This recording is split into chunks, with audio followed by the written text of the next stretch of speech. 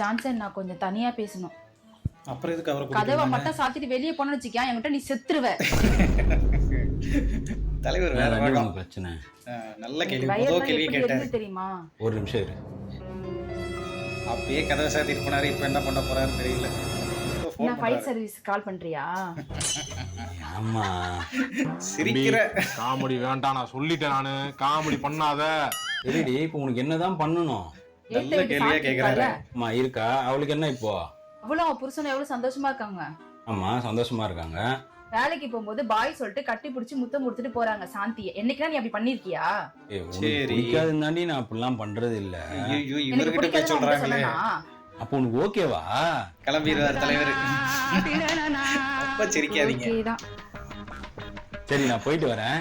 எங்க? சொல்லல. சாந்தி வீட்டுக்கு. அமைதிக்கு சாந்தி கிட்ட தான் பெயர்தான் சொல்றீங்களா? சாந்தி.